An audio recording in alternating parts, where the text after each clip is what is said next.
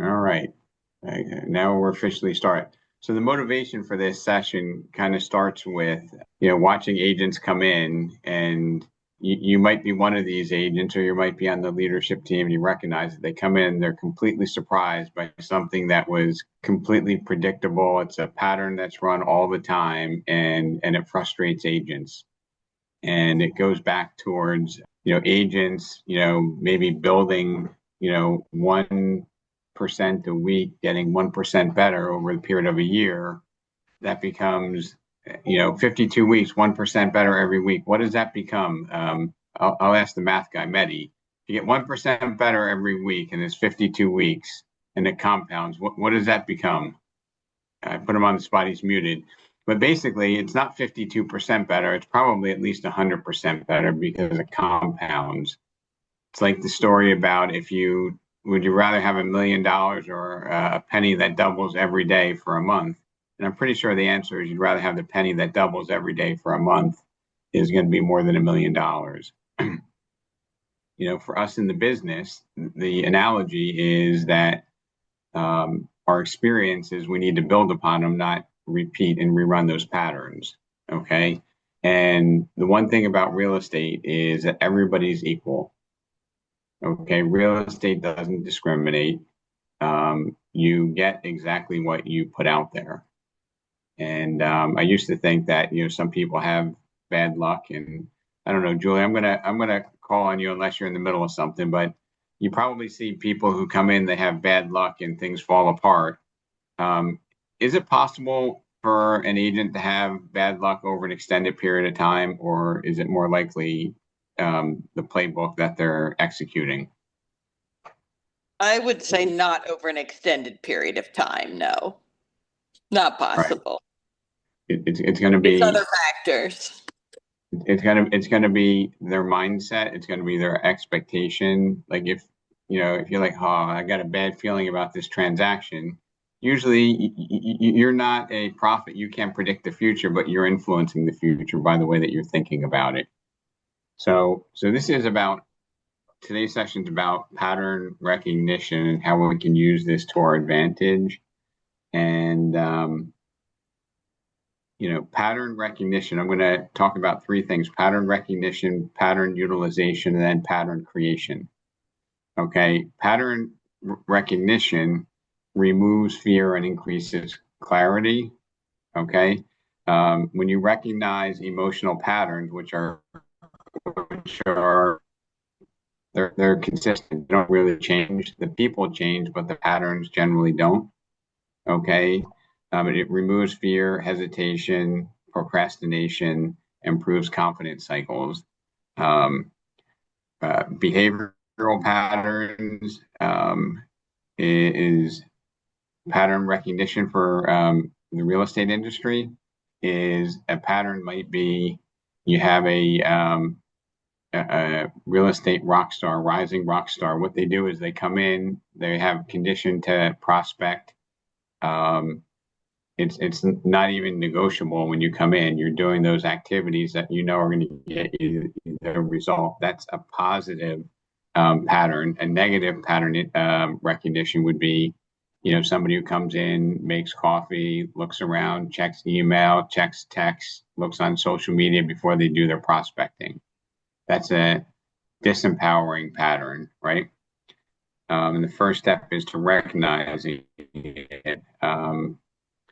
Recognizing relationship patterns. And I think our industry probably does the best job at recognizing market patterns, because that's probably the easier part, right? We get a good idea with a few clicks of the button. We can see if inventory is building up, days on market building up. It's advantage buyer, advantage seller, right? That's a pattern. And these are all pattern recognition, which is like self-reflecting upon what we do and taking accountability for that. Okay. The second step is, what do you do with your pattern recognition? How do you utilize that? How do you utilize habits? Because there's good habits and there's bad habits, right? There's winging it, there's scripts, right? There's random follow-up, and then there's systems.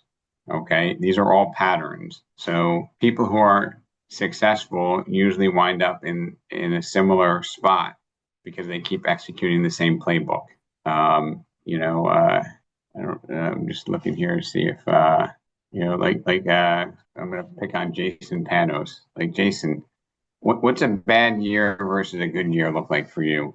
I don't know that, well, numbers are definitely not what I look at. Can I look back and say that I have helped the number of families that have asked me to help, that I've given the effort that I needed to give? Um, and was I able to navigate, the market conditions that we were in? Because I don't think numbers are always true telling to that. What's the probability that you do four sales in an entire year? It's like zero, right? It's not going to happen. Probability that I do four sales in a year, 150,000%. Right, because and the reason being is because you have patterns, right? You have Sure. habits and routines that Mhm. are going to provide you with a different result, correct? Correct. And the outcome that we get is it's a combination of the plays and the patterns that we execute. And the patterns could be, I don't know, do you have a particular time that you get to work every day, or are I'm you currently in random? the office sometime between 7:30 and 7:45. So within a 15-minute window, that's pretty unique for the real estate profession. Do you, at this stage of the career, you probably don't do much role playing and scripting, or do you? Oh, we do a lot of it on our team. You We'll do. talk through, scripting and how to, different objection handling and stuff like that. We talk through scenarios. Yeah, we do. So, so there's a experienced agent who understands that most of the reason why you do scripting is because most of the questions or most of the objections are predictable, correct? Oh, absolutely. And we call it conversational scripting. We don't read a script. We don't, we talk through a scenario. What's a good response to this? What would be a good hypothetical if someone gave you this because it kind of correlates to this? How do you create a conversation and get them back to where you want them to go? Right. So everything that Jason and I are talking about goes towards, recognizing patterns, right? And patterns are not only how people behave, okay? So it's not just the conversational pattern, but it's behavioral patterns, it's discipline patterns, right? It's learning patterns, Mhm. okay? Because, if Jason is, number one in his market today, but his competitor Sally is invested in learning and is learning at a faster pace.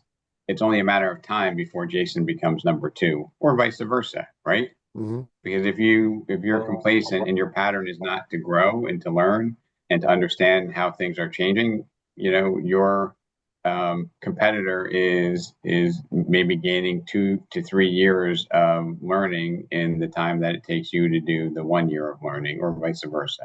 That makes sense. And I think this also ties into a lot of the stuff we're talking about with, artificial intelligence, right? Artificial intelligence is just um, basically a robot being able to execute a pattern, right? And when I was listening to a podcast about AI, the interesting thing about AI is if you have 10,000 robots that are experimenting and learning how to do something, all 10,000. Does that make sense? Because if you were training humans, it's a one-on-one, right? Jason, your team is 30 people. You got to train all 30 people. It's not like one person gets it. All 30 can be transferred that information. So, does anybody consciously think about patterns? I think about patterns a lot. In what context, Jason? Um, kind of like what we're talking about scripting here. Here's a good one. Most if you study the psychology of why people are asking questions, and as Rob's put out many, many times, the person who's asking the most questions is the one who's controlling the conversation. If you're ever dealing with objection handling or the tough conversation, well, you'd reduce your commission. Here's a little nugget if you like to use it. Agree, sympathize, pivot. immediately it's like I understand why you're asking that question, and I understand that that is probably important to you, but let's talk about this and get them to go in the direction that you want them to understand why you're going to do things, say things, or whatever. Give them a reason to basically object to their own objection. So agree, sympathize, pivot. If you like that, use it. There's a psychologist that I follow, and they talk a lot about when people are trying to get you to do a different thing than what is the aim point. You always want to go down that road, and it will more times than not they'll talk themselves out of their own objection. And I don't know, Jason, could you just arbitrarily raise your commission 1% higher than the rest of the market and still be able to overcome that and pivot? Because I don't think I could, because part of it is my own internal belief system on what's equitable. I think two answer. I'm confident enough in my ability to offer the value that I do that if I did, I could do it. But I think that what I charge and what I offer and what I'm able to do, I know I'm half a percent better, 1% better, 10% better than 80% of the other agents that they're going to talk to. So I could do it, but I think charging this is fair to both parties, and I know I can get the job done, and I'm compensated enough to say that I'm being fair to my client. So I could, I don't. And Sandy, Oh, did you have go ahead and something? finish. I No, I was think going it to was say finished. there's almost everything we do is a system. It's just, are we good at it or bad at it? Um, have we written it down and have it be a system? We have this thing that we used to teach called 10% doubles your profit. If you raise your SOI by 10%, and then you make 10% more calls, and then you're 10% more effective in getting appointments, and then you're 10% more effective at closing the appointment, and then you're 10%, maybe your commission is 10% higher, and then you're 10% better at marketing because you're closing 10% more deals. And if you add up all those 10%, you're well over Doubling the like you said, business. it builds on each other. You've doubled your profit because your costs at Remax are not fixed, but they're pretty much fixed. So 10% doubles your profit. But if you just wing it every step of the way and you're not conscious about the fact that it is a system, good or bad, fixed or variable, you make it up every time, then you don't get that 10%.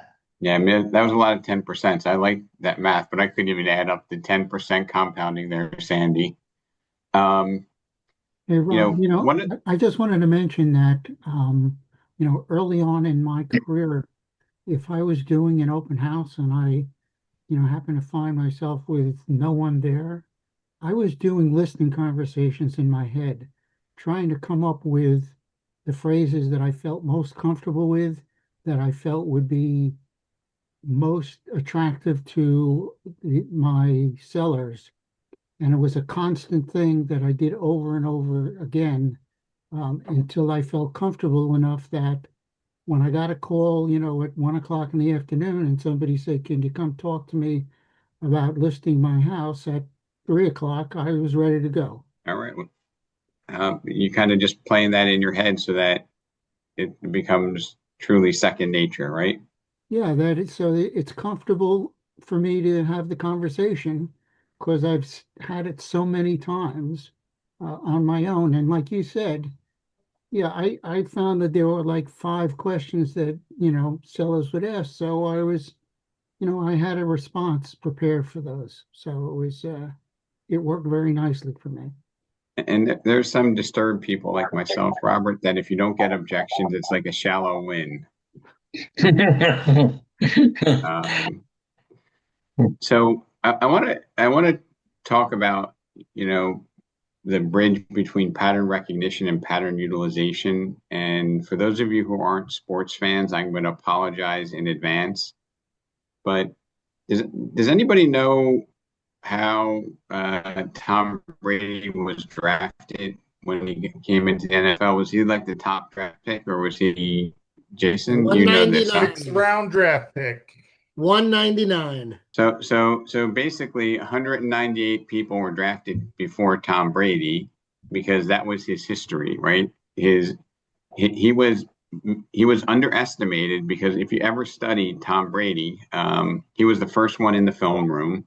Okay, he was studying pattern after pattern after pattern, so he understood how the defense would play, what tendencies people had, right? And then, he figured out how he can utilize those patterns to his advantage, kind of like use momentum against them.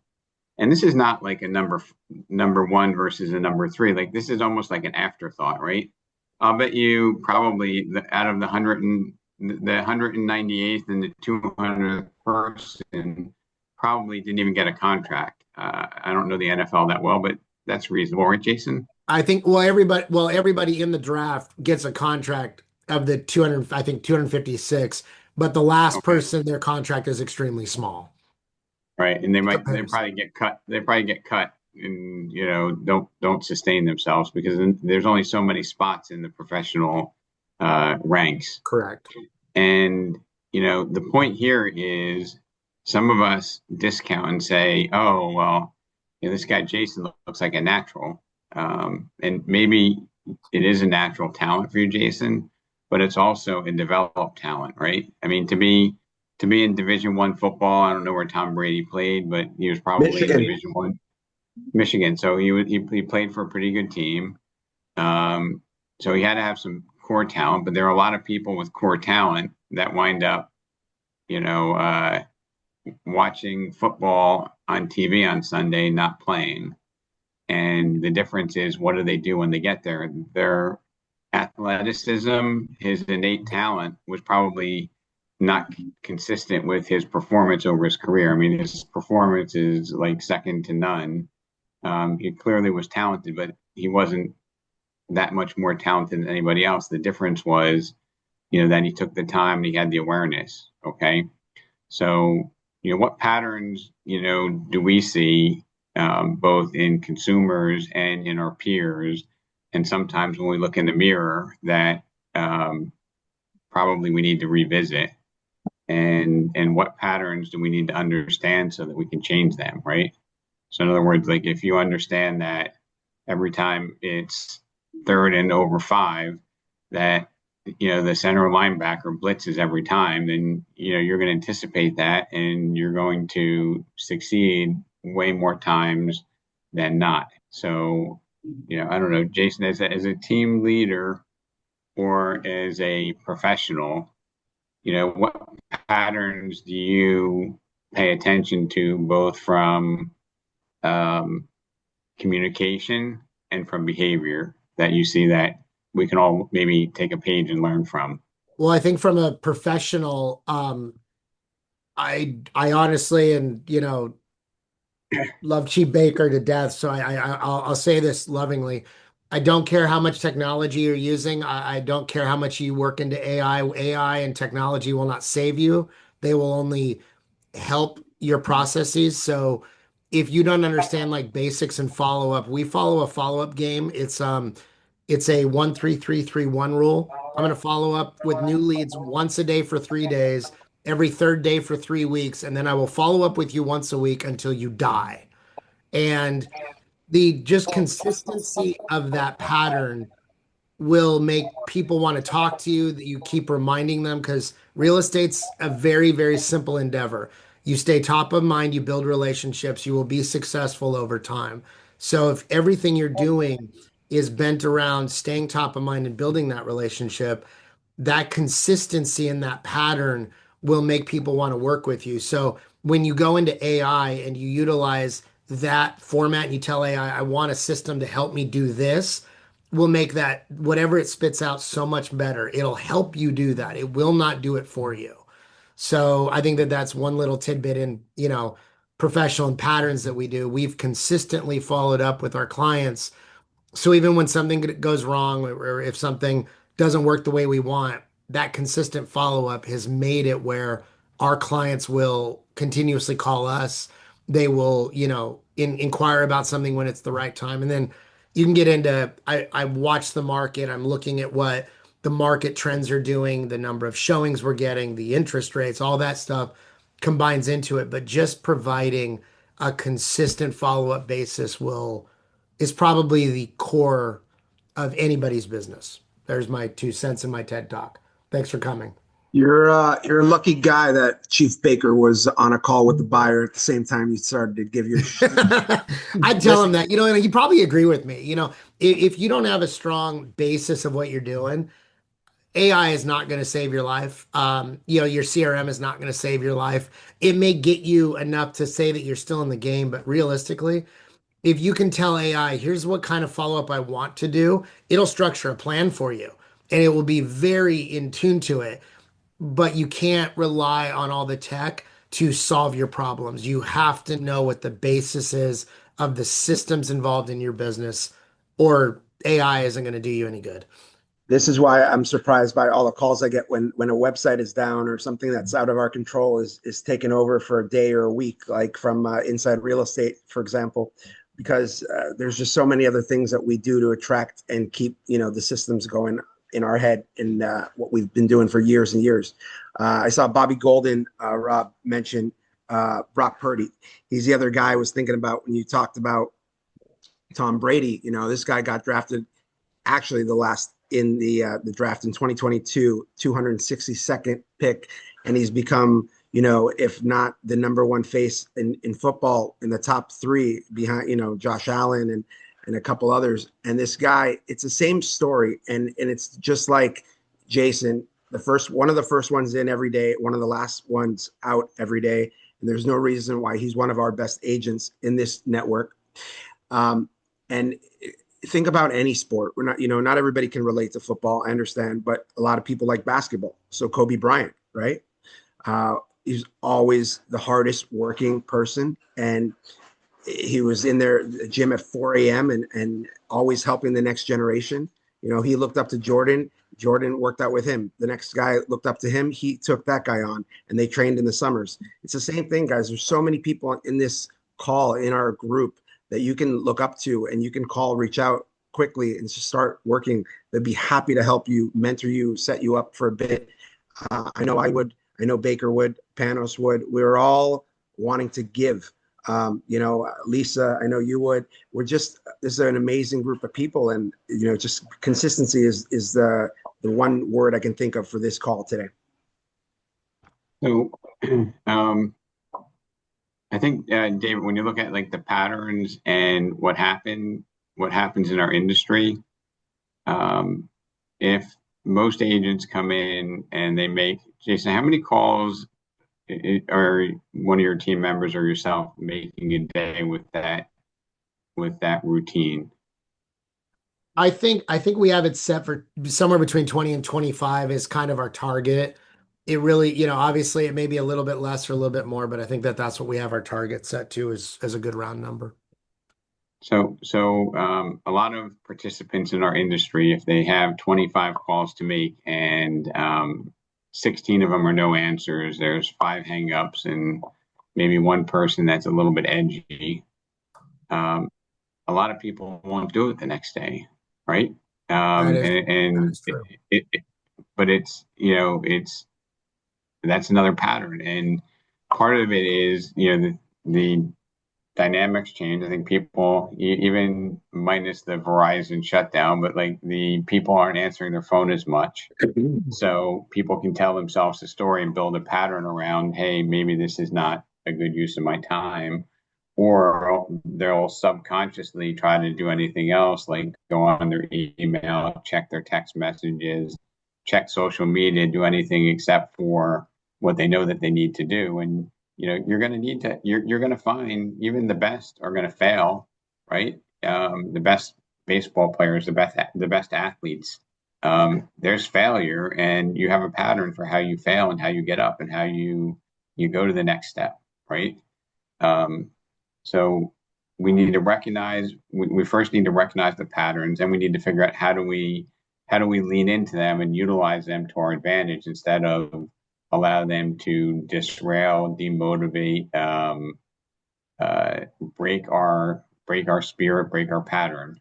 Jason, if you do a fair amount of phone work, I'm gonna go on a limb and say that probably a lot of times when people answer the phone, they're kind of giving you the cold shoulder. And next thing you know, you're able to make a connection and have a valuable conversation. I don't know if that's, 12% of the time or 40% of the time, but there's a percentage, correct? Yeah, I think it depends on which list we're focused on that day. If we're doing more in Sphere, it might be closer to 50%. If it's brand new leads, we might get a positive reaction to somewhere between 15 and 20%, depending on what we're doing. But yeah. So interpreting and understanding that, maybe you need to change a little bit of the way that you engage. You need to understand part of the game is that you don't score a touchdown, you don't hit a home run, you don't get on base every time, and you can still be an all-star player, you can still grow, right? It's in that percentage of success and that percentage of consistency that really makes the difference in this entire game. Okay. And on a And flip side to that, it's sometimes not how you start, it's how you finish. Throwing another Tom Brady analogy out there, if anyone knows, Tom Brady's very first snap in a college football game for Michigan was a pick six. He threw an interception, the other team ran it back for a touchdown. And look what he became. That was the very first time he had taken a live snap for Michigan, and it was a disaster. So it's not sometimes how you start, it's sometimes how you finish. and in the second half of the call, Jason, I'm going to talk about pattern creativity or how do we create patterns, right, based upon the engagements that we have, right? Because I can't I can't take a Mike Ferry, Tom Ferry, anybody's script and be successful without modifying it based upon my experience and my interpretation of how that pattern works for me. We need to not only look at it, have an awareness, right? Figure out how we can utilize it. But the third step is how do we improve the patterns, right? What can we do to change that pattern? Does anybody have can anybody think of any examples where you're trying to change patterns to move the needle for more success? Rob, I'm a big Maybe believer some in of you, pattern. anybody staying on the call? I'm sorry? I'm sorry, are you able to hear me? Yep. Yep. So I'm a big believer in pattern interrupts. And I believe that if you understand pattern interrupts, you automatically know that you're interpreting patterns properly. Right. So changing the way that people behave. And yesterday I used like a pattern interrupt where the client was going down the wrong path in a listing presentation. And I had said to them, well, I might lose the listing for saying this, but, and that was my pattern interrupt to totally stop them in their tracks. Right. Right. They clearly didn't expect that either, correct? There's a little bit of a unanticipated part to that. Correct. And I think that's a skill that takes some practice to be able to do appropriate pattern interrupts and knowing what to drop where. But once it's not going your way, pattern interrupts are your friend to do the process. Yeah. And everybody who's not talking, give me a second. All right. So and Glenn, was that a script or is that a pattern that you kind of made up based upon your experience? That one was on the fly, but I just knew that that was the type of person I needed to push that direction. I do have some that I have fallback ones, I'll call. Yeah, but in general, as soon as a conversation isn't going my way, I do a pattern interrupt immediately. All right. So that was a Maybe what we'll do is we just take Saturday and we go look at all. all right. Let me do this again. Sorry about that, everybody. And in terms of like being creative and making pivots to adjust the patterns, I think that's something that is part of the natural growth cycle where, if you've been in the business, Glenn, you've been 5+ years. Some of us have been 20+ years. Patterns need to pivot, behavior changes. I was actually looking at a business contract, and the business contract said that it can be notice can be sent by certified mail, overnight carrier, or facsimile. I'm like, how am I going to know if you faxed it to me? Like, it's kind of like out of touch, like, and you're not relevant in today's market. And our patterns are also going to need to stay top of mind and be relevant. And we need to be able to invent ones that have significance and meaning to us. I don't know, my pattern to interrupt that we're talking about at 12 o'clock is the pattern of people waiting to buy, right? I want to interrupt that pattern. And I'm not going to, you know, I'm going to shed light on circumstances and counterbalance, what people are being told, right? I mean, people are being influenced differently today than they were 7 years ago and 27 years ago, right? I mean, I see people who bought a house saying, don't buy a house, you're wasting your money, do this with it, or put your money into crypto or whatever. So the influences are different, and the pattern creation needs to be changed based upon the outcome that we're getting. The pattern of making calls, even Jason. Some people might be like, I never answer my phone call. I don't want to make calls. I'm going to just text. And if you just text, for me, texting is an invitation to having a conversation. It's not a means to an end, right? You can't make a sale via text, can you? Maybe Well, you there's a can. lot of agents that do, though. I mean, I think if you just text, it's something, it's a pattern, it will work over time, but I think that there's better ways to increase your visibility, being call, text, and email. But Uh, what's the goal of the text, though, Jason? Is it Start a to conversation. right? And it's either to get them to meet you or more likely to have a conversation over the phone, right? Even if Mhm. hey, when's a good time? I'll call you at 5 o'clock. If they know you're calling, maybe they'll answer, right? Sure. Then you have that conversation, and then once you have the conversation, it almost like at the end of a conversation, in many cases, you feel like you've known them for a while, and Mhm. that's the pattern that we play, right? And it happens all the time. And people like Glenn use technology so that maybe when the person does meet them, sometimes people are like, "Hey, I feel like I know you, Glenn. I know you'd mentioned that a few times because of your hyper local social presence, correct?" And it's creepy sometimes. Yep. But that's the pattern in the playbook that you're using that's different. So Robert Garver was talking about this pattern, which is not like it's not a routine pattern, but it's more of an emotional pattern. And the emotional pattern that I picked up Robert saying is confidence on command, okay, and state management. And the way that you were able to accomplish that was you felt over prepared, and that was your pattern that you played. That was the pattern that you created to be very confident. Is that accurate, Robert, or misstating it? Yeah. Yeah, no, that's pretty much it. It's just a matter of being comfortable with what um, I wanted to accomplish, and how I was going to do that, what I was going to say, and how I could be prepared for whatever else might come my way. Yep. So I like that term. I borrowed that from a Tony Robbins podcast, but it was called state management or confidence on command.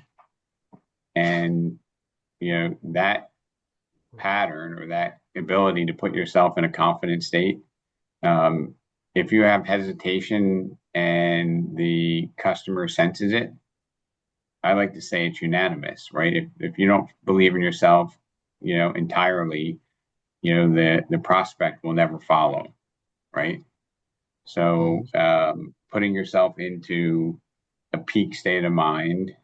This reminds me of Michael Phelps, another another sports analogy. But if you ever watch one of the 27 different Olympics, he was in the Olympics for what, like 100 years, wasn't he? Um, he before every swim, he was in a very intense emotional state. Did anybody ever observe that when they'd show you before he swam? Right? And he was seeing himself win.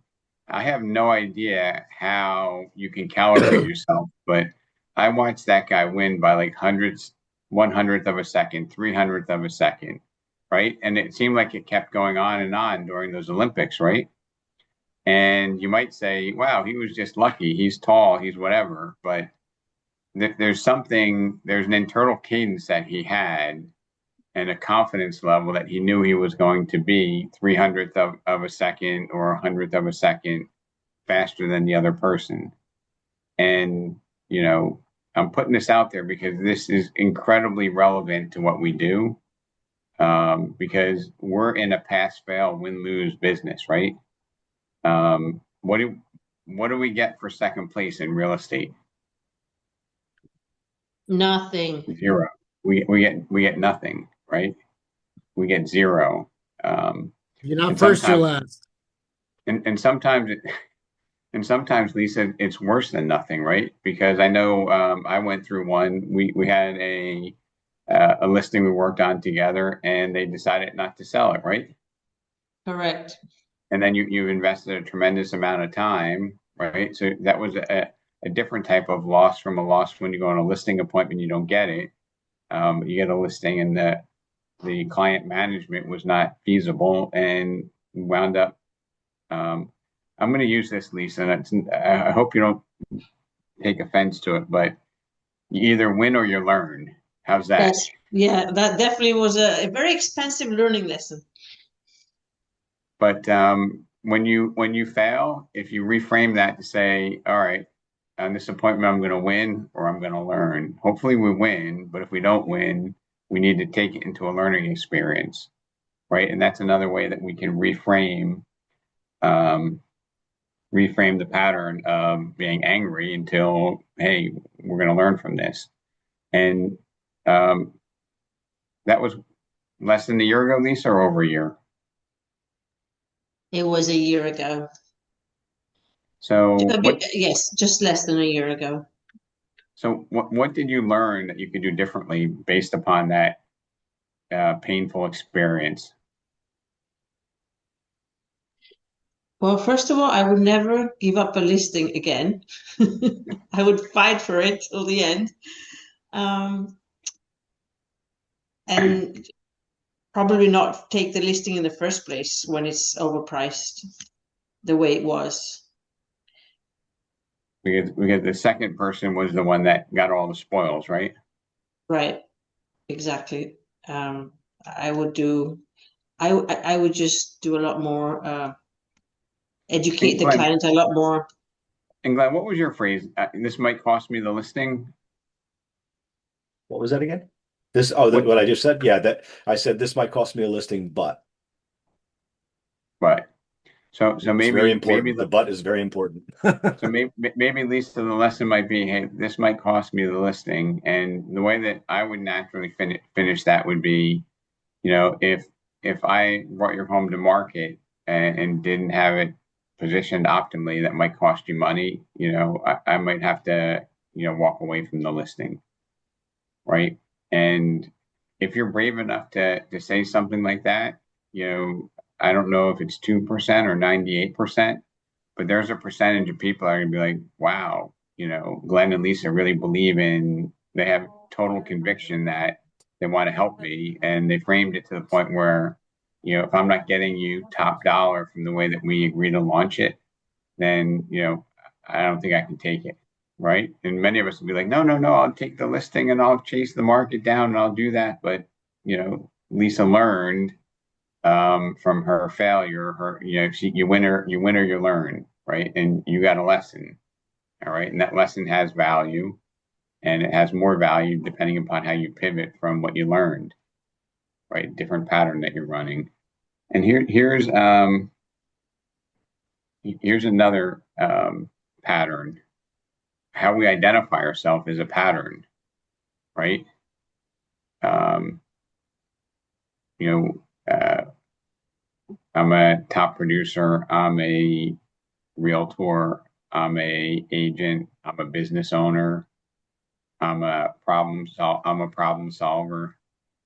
That's a pattern, right? Um, what do you consider your business? Are you a realtor? Are you a salesperson? Are you an entrepreneur? How do you identify Prospector. yourself? I'm a Prospector, leader, Business owner. anybody else? That's the second one. Yeah, patterns are even how you identify yourself, that's a pattern. So we have habit patterns, we have emotional patterns, marketing patterns are systems, and identity patterns are, I'm the top agent, I'm a business owner, I'm a X. An emotional pattern would be turning pressure into action, turning problems into solutions, leveraging strengths, minimizing weaknesses. So that's all mindset in terms of how you run the book, how you recognize and pivot from certain patterns. What patterns do you think are the most destructive or the biggest opportunity in our business? I have my own thoughts. Taking your foot off the gas when things are going well. Yeah. And to me, that's the routine pattern, right? It's the discipline to having a structure, right? And that happens two ways, Bobby. One of them is when you look at the agent cycle of income, it goes up and down, and running a team in an office, you see people who have moments where they freak out. True or false? True. And how many years have you been in the business? 37. 37 years in the business. So it's pretty predictable that you're going to see those patterns. And it's been like that for all 37 years, because what happens is a lot of times agents will they'll freak out, they'll prospect, they'll put business together, they'll take their foot off the pedal, they'll start managing the transaction and not anticipating the future. And then once that transaction closes, they come in and they say, "Hey, Bobby, all my business closed. I'm freaked out." Right? And that happens predictably. It's a pattern. And the only way that we change that pattern, Bobby, is if every day they come in and they dedicate 2 hours a day to prospecting or whatever their routine is, and then everything else happens afterwards. That's the non-negotiable piece. And I think, was it Giovanni and Zach have really turned that around, correct? Correct. Giovanni's here. He's a poster child for dedication, discipline, and consistency. He's here all the time. And he knows what he's going to do. He doesn't come in and have to think about, what am I going to do when I come in and walk around for 20 minutes and scroll through email and text. And Correct. I think these are some of the patterns that are that need to be recognized in order to avoid, right? I'm gonna see if this happens in St. Louis as well. And I don't know, Julie, are you able to talk? My coach taught me this, Wayne, is like when you have an agent comes in and they'll waste their time and sometimes your time. Wayne had actually showed me how to kind of get up and redirect their energy so that they get into a more productive state, instead of telling you about the disaster that happened this weekend, which isn't helping them. And it's kind of just reinforcing, negative energy. So those are some of the pattern interrupts that I think are really powerful. And another pattern or another pattern recognition that I've learned from being in the business over 30 years is, Bobby Golden, myself, probably anybody in leadership knows that these agents are going to go through these financial patterns where they freak out. Instead of waiting for them to come to you, reach out to them and just make sure that they're back on track before it becomes full out crisis mode. Because I think it's hard for them to be in a peak performance state when they're worried about paying their mortgage. Or if I had I don't want to say it, but I can't count the number of times my kids' tuition, this deal fell through. I got my mortgage payment. We've heard all of those things. Yet, how more predictable is school tuition and a mortgage payment, right? It's coming, right? You just mismanage your business to put yourself into that state, and that's a pattern recognition, right? If you can break the pattern, and my way of breaking the pattern is before I see the closings dry up, is if the new pending business is down, I might give Bobby a call. Hey, Bobby, everything all right? In November you did awesome. I see that December was slow. And those would be ways that you can utilize the patterns that prevent crises. And most agents aren't in their peak state when they're financially not in a well place. They kind of tend to do borderline desperate things. And I think sometimes, and Sandy, you do a wealth. What's your thing that you do, Sandy, in St. Louis? Wealth. Say it again. I said you do a financial component to your value proposition, right? You train them on building wealth. What is that called? The flow of money. The flow of money. In a nutshell, what is the flow of money? Well, it starts with your commission is not your paycheck, and it ends with how to cash flow your retirement. Right. So like to me, that puts you in a really elite place, Sandy, where you're actually not only managing their business, but you're showing that you care to make sure that they're putting money away for retirement. Because when they retire, they're no longer working for us, but that's part of the value proposition that you have. And, it's a morally sound, good business practice, but most people don't do it, right? Teaching them about, these cycles, the flow of money means that if they listen to you, Sandy, they're not freaked out on April 15th when they have to send money in or whatever the date is where they're like, oh crap, I spent that money. Can I do a commission advance? Or they're paying penalties on stuff that they don't pay. And it's a pattern. It happens, it generally happens to the same people, sadly, because they don't change the pattern. And having a proactive approach to teaching them the flow of money. And I don't want to get too much in the weeds, but you also encourage them or allow them to deposit checks into multiple accounts to prevent that? Yeah, Lone Wolf allows that, and they can, as long as they set it up ahead of time and tell us what percentage goes in which account, we can do 1, 2, 3, 4, 5 accounts. It doesn't matter. So that's the out of sight, out of mind, right? They don't spend what they don't see. Right. But anyway, these are all patterns, and I want everybody to leave here by thinking about what patterns do you need to recognize, right? What patterns do you need to leverage for yourself, and how can you put your own signature and creativity to patterns to serve us, right? And ultimately, the conversation that Lisa and I had about a listing that was mispriced might have been slightly influenced by Lisa's desire to serve, her willingness to be obedient and listen to the client and try to grow a business in a particular market area. But ultimately, as the way it played out is Lisa got a lesson she learned from the experience. It wasn't a win, but it was a learn. And I don't know if you're able to talk, but Lisa, did you change anything significantly after that, other than maybe being angry? Well, I was just very disappointed, to be honest with you, because they were a friend.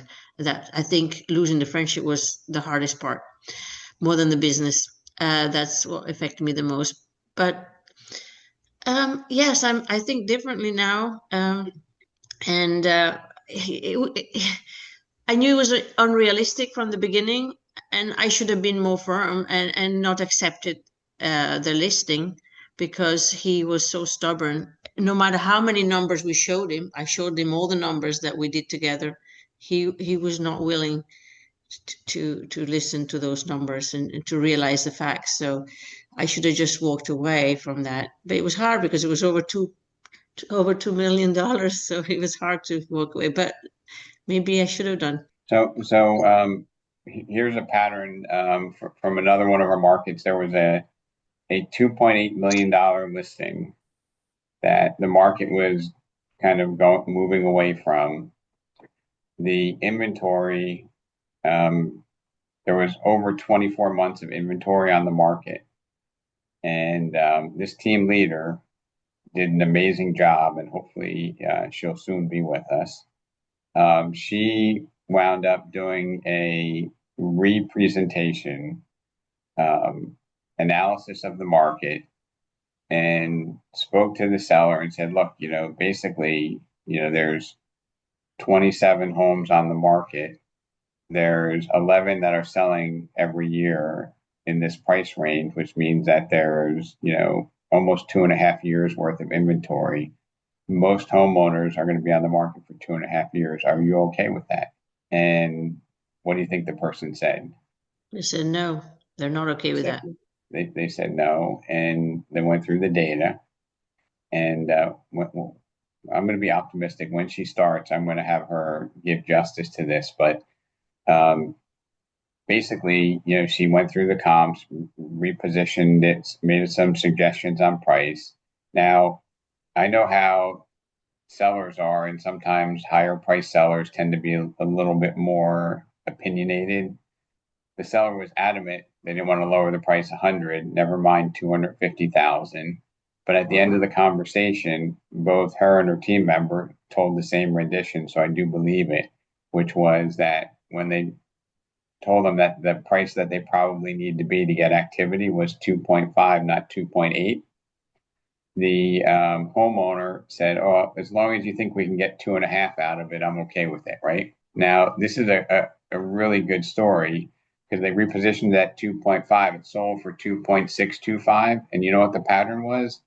The seller came back and said, can you cut your commission? And then they went and they played another pattern. Okay. The less experienced team member was willing to entertain that, but I'm proud to say that this team leader, was like, I'm sorry, we can't do that. They didn't put their nose in the fact that they were going to be happy with 2.5 and they got 125,000 extra. But that's a pattern that plays out, and sometimes we might fall victim to that pattern.